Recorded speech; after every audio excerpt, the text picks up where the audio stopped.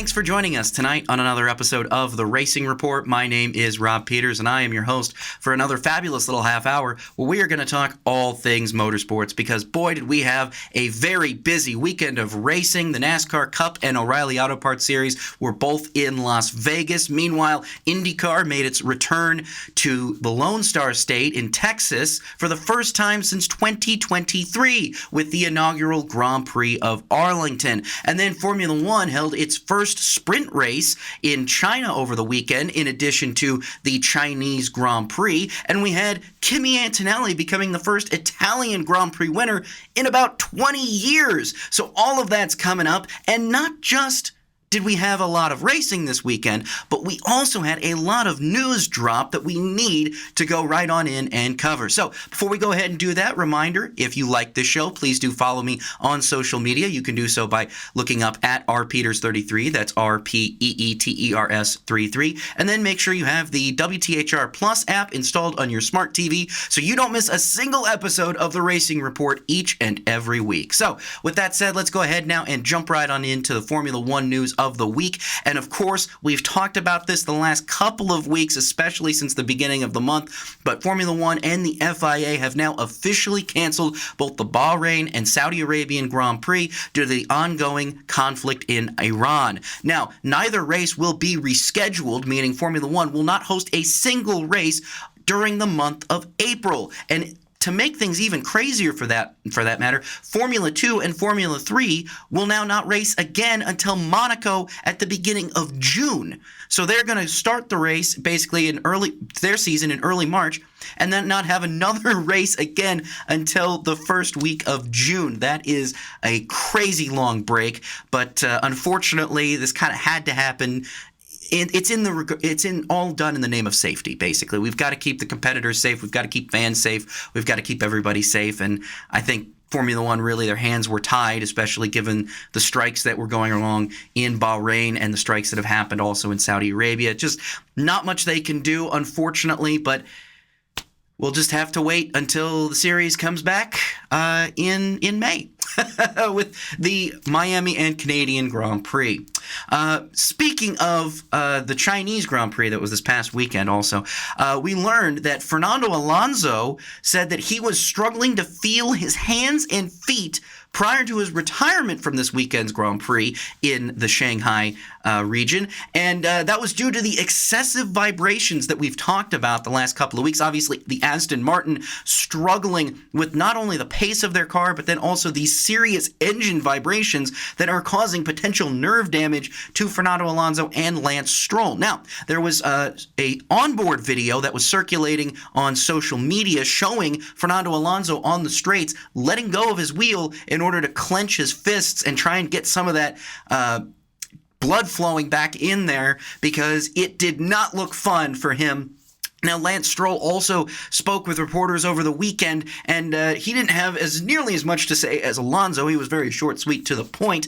But when he was asked if there was any positives to take away from how Aston Martin is overcoming, or if they're even overcoming, Stroll apparently said that there's really not much to be positive about regarding the car's performance and the vibration problems. So definitely these issues continue to plague Aston Martin, but at least they now have a month off before to kind of try and fix this issue before they have to come back and race again. Now, again, we do have the Japanese Grand Prix here coming up in a couple of weeks, but after that, Aston Martin hopefully will be able to go back to the drawing board and try and figure out how to get this car to stop potentially damaging the nerves in their drivers' hands. That's got to be a number one priority. Meanwhile, in the world of Formula One, this was pretty big. Rumors are now circulating regarding a possible F1 entry by the Chinese electric car company BYD. Now, reports claim that this company is looking to expand into the hybrid car market. So right now they only make, or primarily make, I should say, electric cars, and they're looking to expand their market of hybrid cars. And so they're looking at Formula One as possibly a way to do that. Now, there are a couple of ways that they are weighing their entry into Formula One. Now, they could just buy a stake in an existing team, which is the most logical option. They could also become the title sponsor to an existing team. That's also an option. But this group is also weighing whether or not they want to put in a bid to become the 12th Formula One manufacturer, which would be the maximum amount allowed under this current Concord agreement. So lots of things are circulating in that regard, but if there's anything new to report there, we will definitely bring it to you right here on the Racing Report. And now the final piece of Formula One news before we move on into the world of IndyCar is the Academy Awards over the weekend, and the F1 movie won the Oscar for Best Sound. So congratulations to everybody who worked on that movie. Now, as I said, let's go ahead now and move on into the world of IndyCar. There's some very big developments going on, specifically regarding the Indianapolis 500, but then also regarding the possible 2027 IndyCar schedule. That's all coming up here in a very short bit. But let's first talk about these confirmed Indy 500 entries, because Meyer-Shank Racing has officially announced that Helio Castroneves will return to the team in the number 06 Honda to contest the 110th Indianapolis 500. He's still going for the record-breaking 5th Indy 500 win, and this would also be his 26th Indianapolis 500. How about that? Good for Helio. Meanwhile, another, I'm not going to say old-timer, I'm going to say veteran. There we go, because both of these guys, I watched both of them race when I was a kid, and I refuse to say that they're at old at all, because that implies that I am old. That's why I'm saying this. Rahal Letterman Lanigan Racing has confirmed that Takuma Sato will also return to the team for the Indianapolis 500, driving once again the team's number 75 Honda. Catherine Legg told reporters, and has told actually a number of different people over the weekend, that she is working to put together a deal to return to the Indianapolis 500, and she's got her partners from her last attempt in 2024 with Dale Coyne Racing, so she's got the ELF Cosmetics behind her, as well as Chevrolet, so it would likely be a Chevrolet team that Catherine Legg runs if she's able to secure a deal there. But that's very interesting to talk about, because Racer put out an article this week regarding the entry list for the Indianapolis 500, and in that they have reported that Prema Racing is still seeking a new owner, but it currently has the cars and the team and enough staff to at least run one car in the Indianapolis 500 this upcoming May, if they can get a new ownership and new and additional funding. So it looks like Prema's still not entirely dead on the IndyCar side. It's just they've got to get that deadline before they run the April test at Indianapolis before the month of May. And if that doesn't happen, Chevrolet will likely take that lease and shop it around elsewhere. Now, in addition to that, Racer in that same article reports that Abel Motorsports is readying a chassis for Jacob Abel to run in the Indianapolis 500. Remember, Abel ran the full season last year with Dale Coyne Racing, failed to qualify for the Indianapolis 500, and was ultimately released from his ride at the end of the year. But Abel could be back in the Indianapolis 500, or at the very least back for an attempt in the Indianapolis 500, depending on if we're able to get 33 or 34 cars coming up. Now, again, Racer seems to be reporting that it's likely that we'll most likely have 33 entries, as always, but that possibility of the 34th entry still remains up in the air to maybe create a little bit of drama on bump day. Now, additionally, regarding the Indianapolis 500, Andretti Global says it is quote-unquote pretty close to making a decision regarding its number 98 entry for the Indianapolis 500. Now, rumors are indicating that Colton Herta could drive the car in place of the now retired Marco Andretti, because remember, there's no Monaco clash this year. Monaco is the first weekend of June. Now, obviously, the Formula One Canadian Grand Prix is going to take place on the same day as the Indy 500, but Formula 2 is not running that weekend with the Canadian GP, so it would allow for Colton Herta to run the entire month of May, because again, he's got literally the whole month off. Formula 2 does not come back until Monaco at the beginning of June, so it would make sense. But officials within Andretti Global right now are pretty much saying, now we've got to make sure this makes sense. We've got to make sure that this makes financial sense. We've got to make sure that this is the right move for our team. And so they're currently debating that, and they seem pretty close to an announcement. I'll be curious to see what happens and if Colton Herta does return to an IndyCar for at least the Indy 500. Now, final piece of IndyCar news here before we move on, and we do have some Formula E news to talk about, but there's so much to talk about here with Formula One and IndyCar, I should say, Formula One and IndyCar, that we kind of have to talk about the Formula E news after the break. But before we do that, the final piece of IndyCar news for today is that the Denver Business Journal is reporting that IndyCar and the city of Denver are working to put together a 4-year deal that would see the series race around a 1.8-mile street course around Empower Field at Mile High. That's the stadium where the Denver Broncos play. Now, the report says that this race could happen as soon as next year, 2027, if the promoters are able to secure $650,000 in funding annually from sponsors and partners. So this is a very big deal in the world of IndyCar. Denver is a very important market. There is really no major racing series anywhere in that Denver market. And if IndyCar could put themselves in that map and potentially have a huge economic impact for Denver, just like they had for Arlington, but then also expand the series to other markets, and Denver being a very big one that really doesn't have any major auto races going on in it right now, except maybe you could count the Pikes Peak International Hill Climb. But other than that, in terms of NASCAR, IndyCar, Formula One, there's I guess there is Colorado National that have ARCA West Series races, but outside of that, to get a major racing series in the streets of Denver would be very, very big for the series. So, with that said, we're going to go ahead and take our first break of the show. But like I said, don't go anywhere. When we come back, we are going to break down some very big news in the world of Formula E. All 20 drivers have submitted a letter to FIA President Mohammed bin Sulayem, and we'll talk about what that letter says coming up here on the other end of the break. Don't go anywhere. More Racing Report after this.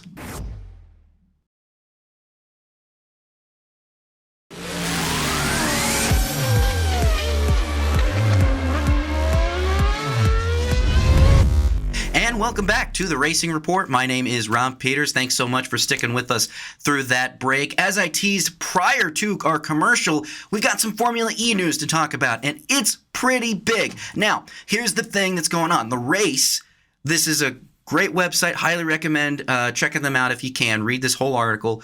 Very, very well reported. The race reports that all 20 of the current Formula E drivers have signed a letter addressed to FIA President Mohammed bin Sulayem with a list of grievances and criticisms regarding alleged substandard stewarding and race direction, in addition to issues with how sporting regulations are applied. Now, the drivers also have pointed out in this letter issues with inconsistency in decision-making and penalty application, a lack of continuity in stewarding panels, and race director logic, leadership, and championship-specific expertise. Now, excuse me, race director logic, leadership, communication, and transparency. Read the wrong line. This is very big. This is a very big bombshell, because the race also reports that bin Sulayem was expected to make an appearance at this weekend's Madrid Prix. Now, I don't know if he's still going to make that appearance, but given the fact that all of the drivers have signed this letter, it's kind of a big deal, and he's going to have to address it. But here's the other thing about that the race is reporting is the Formula E team owners were not aware that this was even happening. They had no idea that their drivers were signing this. They had no idea that this had even been sent. They didn't know about this until after it had been sent, in fact, and delivered. So apparently this letter was delivered March 11th to bin Sulayem's office, and as a result, some owners, according to the race, at least 2 teams, I should say, according to the race, are considering withholding bonus payments to drivers this month, the month of March, while others are debating possible fines to their drivers. So a lot of fallout could come out of this. So far, this is just what we know based on what the race has reported, but definitely a big story to follow as we go into the Madrid Prix this weekend. Now, that is it for the world of Formula E. Now let's take a look into the world of Supercars, because Matt Stone Racing has announced they will enter a wild card entry for Cameron Crick in July's Townsville 500. So that's a big deal. If you're not familiar with the wild card format, basically Supercars has kind of allowed special teams to bid for additional entries to run development drivers, or in Craig Lowndes' case, him with Team 18, and get some of those drivers ready for potential starts in the Enduro. So Cameron Crick also will be racing the endurance races later on this year in Supercars alongside Jack LeBrock. Meanwhile, you might notice something interesting when you're thinking about Chaz Mostert or the TWG name in Australia, because New Zealand businessman Scott O'Donnell has joined Walkinshaw TWG Racing as a co-owner and director, replacing Zach Brown and United Autosports, who obviously got out of that partnership at the end of last year.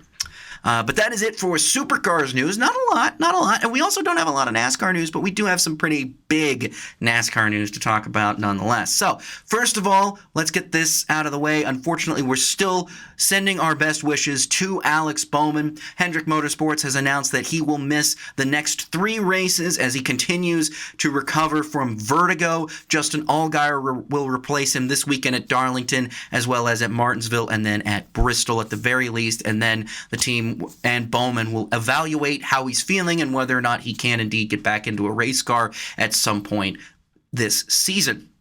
Now, the other piece of NASCAR news that is arguably one of the biggest and controversial happened earlier this week, and Truck Series driver Daniel Dye was seen on a live stream from the social media shopping app Whatnot. And during that live stream, he said some things that were not really representative of what Kaulig Racing wants, what NASCAR wants, or anything. So, what has happened here? Well, Kaulig Racing driver Daniel Dye has been indefinitely suspended from NASCAR after he made a series of derogatory and homophobic remarks aimed at IndyCar driver David Malukas during a live stream on the Whatnot app. Essentially, to kind of sum up what happened here, Dye was opening packs of NASCAR trading cards on the app and having a conversation with fellow driver Brent Cruz.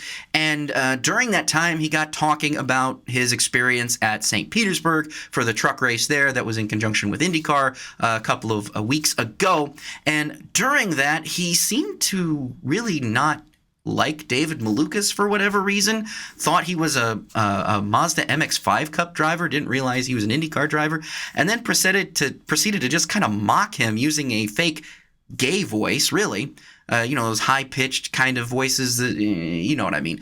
And that was caught on stream. Now, interesting enough, as soon as that started happening, Brent Cruz bailed. He got out of the screen, and I think what makes this whole thing worse is if you watch the video, Dye is wearing Kaulig Racing shirts and clothing. Like, he's got Kaulig Racing on his shirt. He's got Mopar, Dodge. So he's representing Kaulig Racing, Dodge, and NASCAR on this live stream where he's taking unnecessarily homophobic shots at David Malukas, who, by the way, is probably nobody even just, yeah. I'm not mad. I'm just trying to get through my head how someone can do that. And this isn't even the first time Daniel Dye has done that, as if you remember, way back in 2022, he was actually arrested on, at the time, it was a felony charge. It was later dropped to a misdemeanor and later dropped altogether. But he ruptured a classmate's testicle by punching him in the groin during a dance. And he was suspended by ARCA specifically for that incident before being reinstated once charges were lowered to a misdemeanor. And ultimately, it just has to make you wonder. You'd think after that experience, he would learn and think quicker, think better before making some kind of comment about that, especially when you know you're on a live stream. And it just didn't go over well. And so again, the thing that's important to note about this is not only is Dye going to have to take sensitivity training, but then he's also been indefinitely suspended, not just from NASCAR, but from Kaulig Racing as a team. So he could very well be reinstated by NASCAR after completing sensitivities training.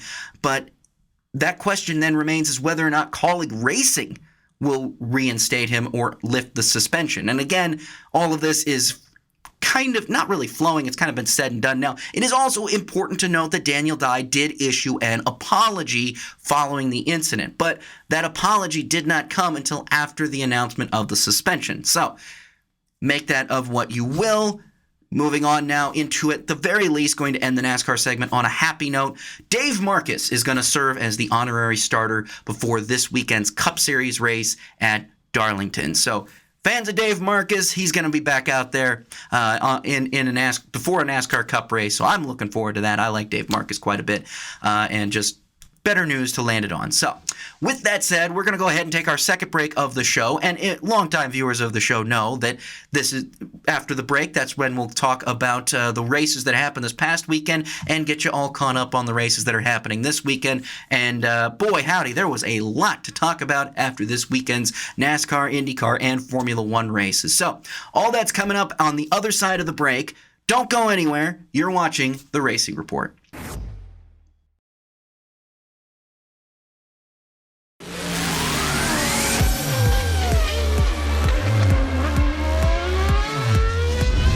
Welcome back to The Racing Report. My name is Rob Peeters. Thanks so much for sticking with us through that break. Let's go ahead and kind of wrap up the show now. We'll talk about some of the races that happened this past weekend, and boy, did we have a lot of them. So first of all, Formula One.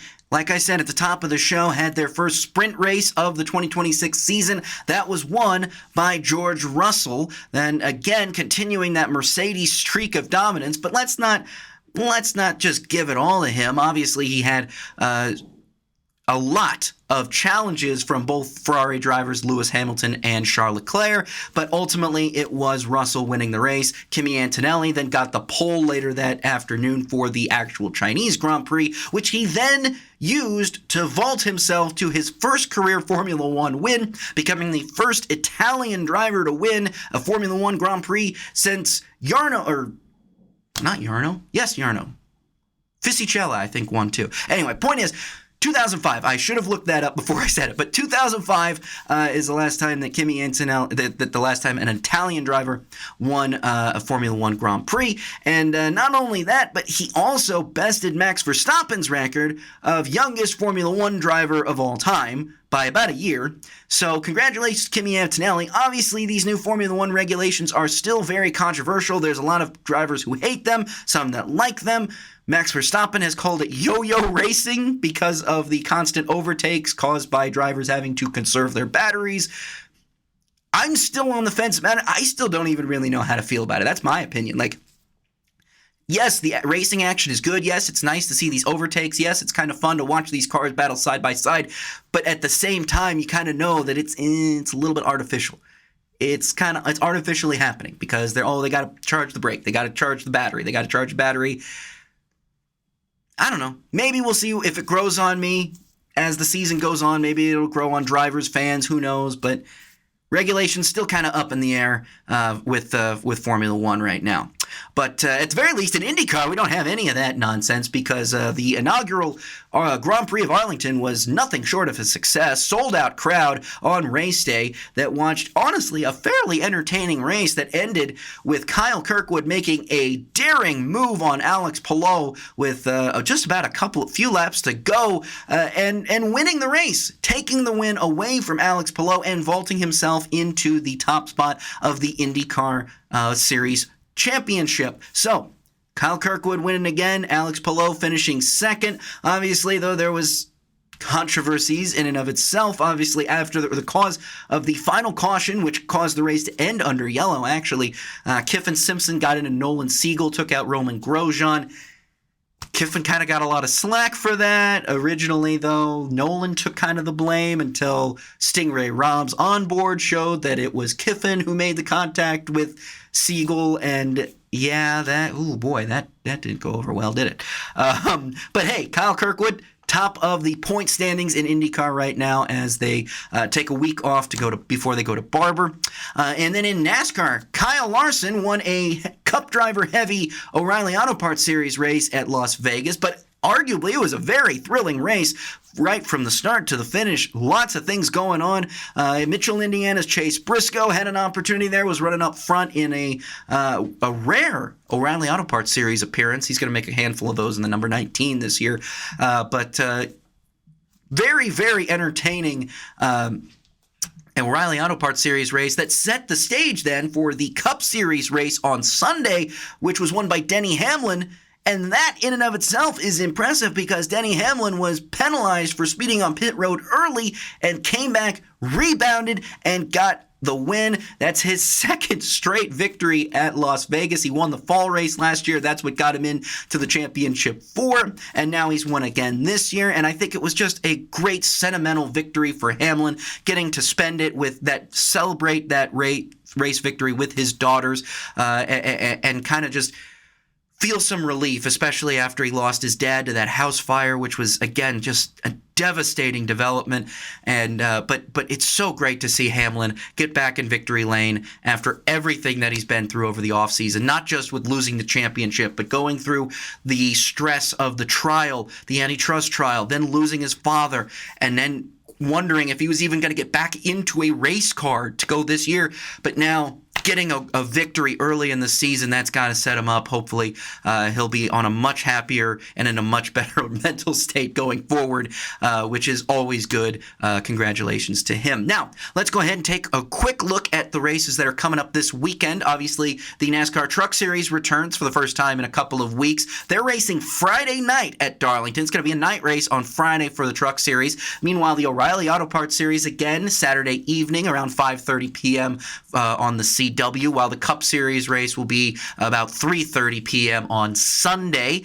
Now, Formula E has the Madrid Prix coming up this weekend as well. That is set to, the lights are set to go out on that race around 10 a.m. Eastern Time Saturday morning. So Saturday morning, 10 a.m. Eastern Time for the Madrid Prix. Believe that should also be on the Roku channel. And if you want to watch that, cool. If you don't really want to watch Formula E, that's okay. You got another option at 10 a.m. on Saturday. The 12 hours of Sebring is this weekend as well. That's going to be a great race. You can watch the entire thing live on Peacock, but if you don't have Peacock, let's say you have YouTube TV, which has access to the newly relaunched NBCSN, they will air the final couple of hours on that channel beginning at 5:30. So lots of racing action going on this weekend. I'm looking forward to all of it, and we'll talk about all of it next week on the next episode of The Racing Report. So, thanks again so much for everybody for tuning in this week. We really appreciate it. Again, if you like this show, go ahead and follow me on social media and make sure you have WTHR Plus installed on your smart TV. So, for WTHR Plus, my name is Rob Peeters, and this has been another episode of The Racing Report.